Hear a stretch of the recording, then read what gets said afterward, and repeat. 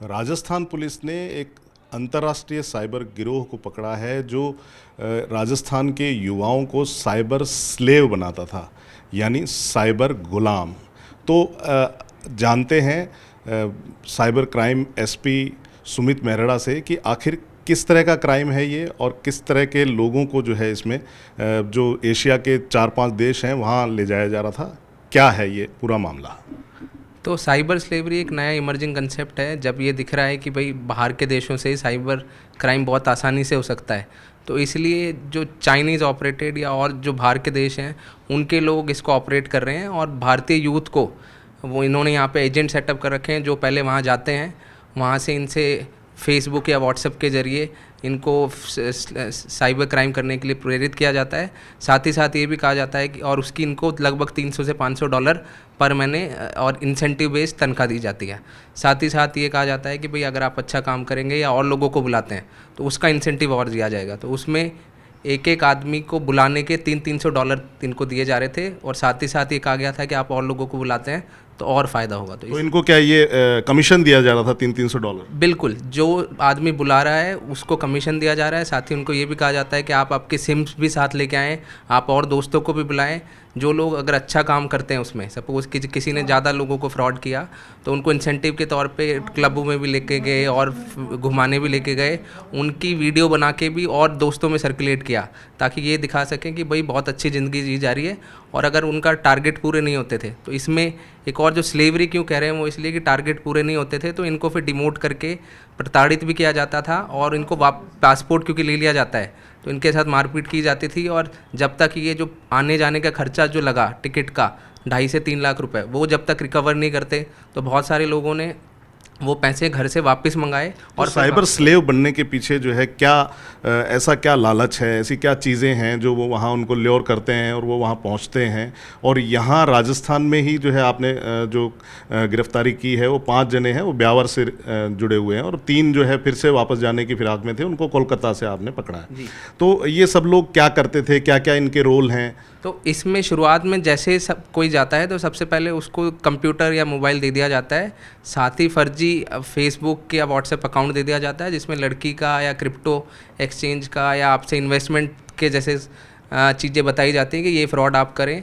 उनको एक स्क्रिप्ट दी जाती है हफ्ते दर हफ्ते कि आप उसको पहले एकदम से आके फ्रॉड नहीं किया जाता, तो उसकी भी सोशल इंजीनियरिंग के थ्रू उनसे दोस्ती की जाती है, उनसे जानकारी की जाती है। धीरे धीरे एक हफ्ते में जब वो समझ में आ जाता है कि क्या किस तरह का व्यक्ति है, परिवार कैसा है, कितना बड़ा इनके पास पैसे हो सकते हैं, उसको जब कन्वर्ट करके फिर इनके ऊपर जो आदमी बैठे हैं जो और इनसे एक्सपर्ट हैं, जो ज़्यादा सीनियर हैं, उनको वो ट्रांसफ़र कर दिया जाता है। क्या किस किस तरह के साइबर फ्रॉड्स जो है इनसे करवाए जा रहे थे? इनको जो वहाँ एक तरह से जो है साइबर गुलाम की तरह रखा जा रहा था। उसमें ये भी बात पता चली है कि सुबह 9 बजे से रात को 11:30 बजे तक जो है उनसे काम कराया जाता था।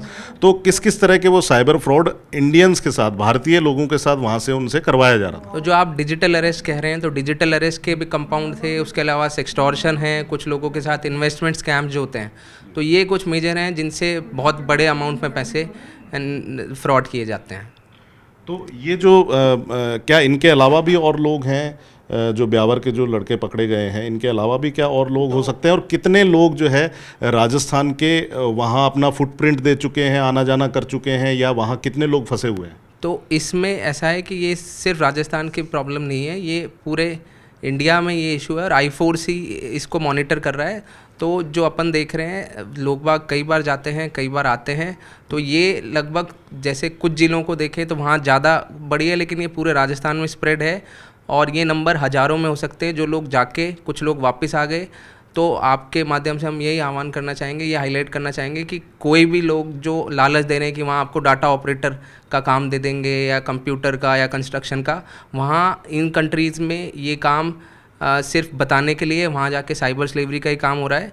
और अभी क्योंकि भारतीय गवर्नमेंट ने इस पे या इंटरनेशनल लेवल पे ये न्यूज़ आ गई, तो इसलिए अब जो ये साउथ एशियन कंट्रीज़ के अलावा तो किन किन देशों में ये हो रहा है बड़े तौर पे? किन किन देशों में इस तरह के जो है साइबर फ्रॉड सेंटर्स या बहुत बड़े सेंटर बने हुए हैं? तो अभी जो म्यांमार है, कंबोडिया, उसके अलावा थाईलैंड, तो ये जो साउथ ईस्ट एशियन कंट्रीज़ हैं। लेकिन जब अब नया देख रहे हैं तो अफ्रीका के कुछ कंट्रीज़ में ये चालू हो रहा है। उसके अलावा जॉर्जिया, वहाँ पे भी ये काम हो रहा है। मडागास्कर आइलैंड, वहाँ पे भी अब जो लोग जो हम नहीं देख पा रहे हैं वो इन देशों में भी जानने के लिए सेटअप हो रहे हैं।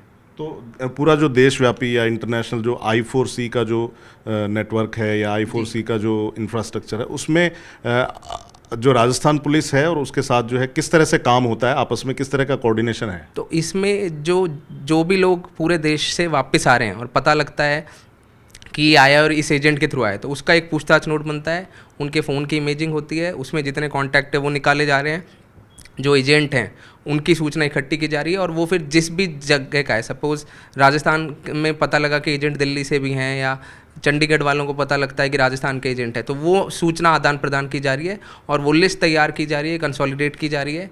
और इसके अलावा जो चाइनीज़ एजेंट हैं या बाहर के जो एजेंट हैं उनकी भी लिस्ट नंबर, वो सारी चीज़ें भी इकट्ठी। तो क्या पता चल पाया है कि ये जो 5 जने जो पकड़े गए हैं, इन्होंने कितने लोगों को भेजा और क्या क्या इनका रोल क्या है? HR का रोल भी है किसी का, और इस तरह के रोल्स हैं, तो क्या क्या है इनके जो ये, क्योंकि ये सीनियर हो गए थे, 3-4 साल से वहाँ पे कई बार जाके आ चुके हैं, तो कुछ लोग इसमें टीम लीडर है। टीम लीडर मतलब है जो आप पहले अगर आप नॉर्मल कॉल कर रहे हैं उससे ऊपर बढ़ के 20-30 लोगों के ऊपर एक टीम लीडर है, तो वो टीम लीडर बताता है क्या काम करना है, कितना इंसेंटिव देना है, किसको बुलाना है। तो 2-3 लोग टीम लीडर हैं, कुछ रिक्रूटिंग एजेंट की तरह काम कर रहे थे, और उससे भी ऊपर HR जो पूरा इनका पॉलिसी, किसको लाना है, कितना लाना है, कितनी तनख्वाह देनी है, वो चीज़ें देखता है। तो आगे और किस तरह की कार्रवाइयाँ चल रही हैं? क्या और भी ऐसे लोग हो सकते हैं कि उनके जो है? तो I4C से एक बड़ी लिस्ट आई हुई है और उस पर हम उनका वेरिफिकेशन कर रहे हैं, और साथ ही साथ जो और लोग भी, अगर कई बार हमने ये भी देखा कि जब एम्बेसी से जब वापस आए जो साइबर स्लेव, तो जब उनको बताया गया था कि भाई आप पहुंचते ही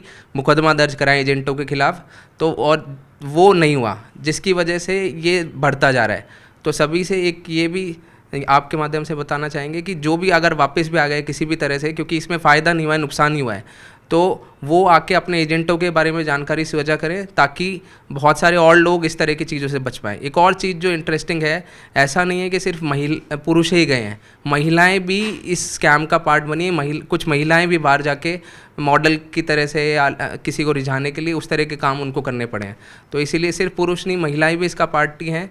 तो हम लगातार एक एक जो भी गए हैं, जितनी सूचनाएं आ रही हैं उसको वेरीफाई कर रहे हैं, और साथ ही साथ एजेंटों पे स्ट्रिक्ट कार्रवाई करेंगे। तो राजस्थान पुलिस की साइबर क्राइम ब्रांच जो है वो क्या युवाओं से कहना चाहती है कि किस तरह के झांसों में ना आए कि जो है इस तरह की उनके साथ स्कैम, इस तरह की जो स्लेवरी में पड़ सकते हैं? मेनली सबसे इम्पॉर्टेंट है कि जब भी ये झूठा लालच या दोस्ती में, जानकारी में कि हमारे को बहुत अच्छा लग रहा है, उससे बचें। कोई भी आपको अगर ये कहता है कि यहाँ पे बढ़िया जॉब है और आप चलो या आ जाओ, तो उसकी सूचना सीधे पुलिस को दें, ताकि आप भी बच सकें और आप जैसे आपके जो बहुत सारे और यूथ है वो भी बच सके। तो ये थे cyber crime SP Sumit Mehra, जो बता रहे थे कि किस तरह से जो है युवाओं को ऐसे झांसों में नहीं आना चाहिए जिसमें बहुत बड़ी तादाद में जो है सैलरी बताई जाती है और उनको जो है वहाँ ले जाकर साइबर स्लेव बना दिया जाता है। कैमरामैन मान सिंह के साथ हितेंद्र शर्मा, News 18 राजस्थान।